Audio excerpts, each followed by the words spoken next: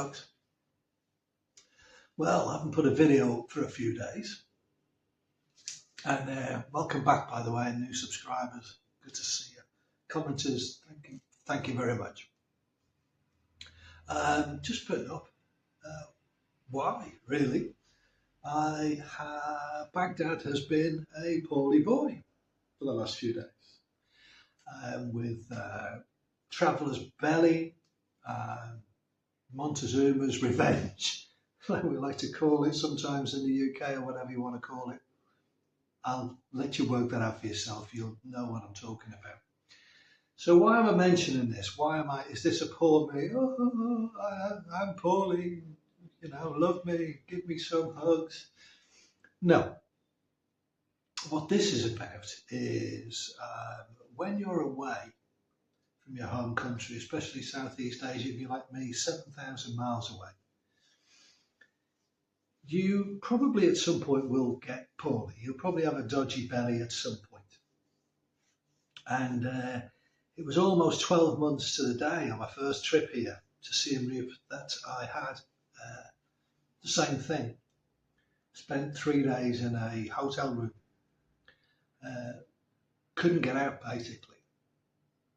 I learnt my lesson there. So I just want to give you a couple of tips if you're travelling over here or you're already here. That even if you've got friends and contacts here, just a couple of things to keep at home or where you're staying, where you're living, ready to go is advisable.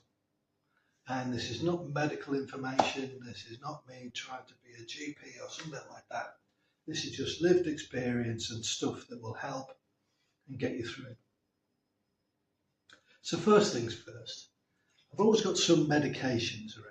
I've always got some Imodium around, and I've always got some paracetamol around.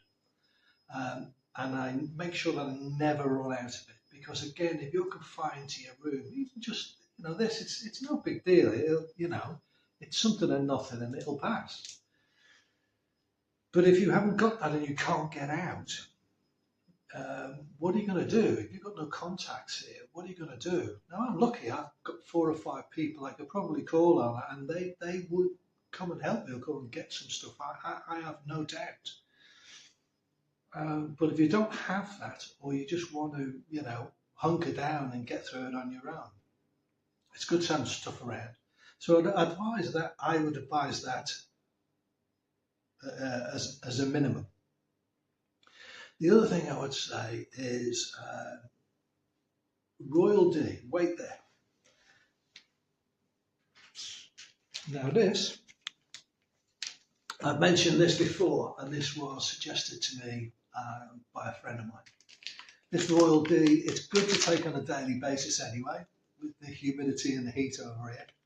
But this really helps because, obviously you need to stay hydrated.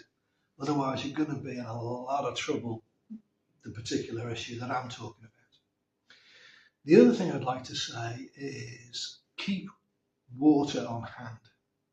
Now, most people do, but I mean a chunk of water and never touch it. So I'll show you what I've got and then we'll come back. Okay, so hang fire. I've got this 25-litre bottle, which is my daily thing. And these are fantastic things over here. Look at this, the tap on the bottom there. We don't have these in the UK, or at least I've never seen them. And that's just like my daily water source and what have you. But also, I keep, just come over here, these bottles of water. That's 2 2-litre bottles and 1.5 litres. And I never, ever touch them. And the reason for that is I don't know when I'm going to need it. And so it's just for safety's sake. So there you are. I hope I haven't given you too much nightmares, because to tell you something, I'm feeling rough as an old dog, but it doesn't matter. It's nearly at an end. But honestly, I would just suggest, and again, keep in mind, don't take this as medical advice. It's what I do, and it's an opinion. Just keep some stuff around. Just plan. And just think, at some point,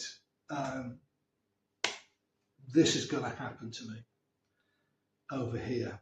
Now, if it doesn't, thank the gods for it. But if it does, and you wake up one morning and, something's happened, you'll be grateful to yourself for making that plan. Anyway, hopefully I'll be out and about in another day or two, and then I can be showing you some stuff. Basically not as boring or as gory as this. And until next time.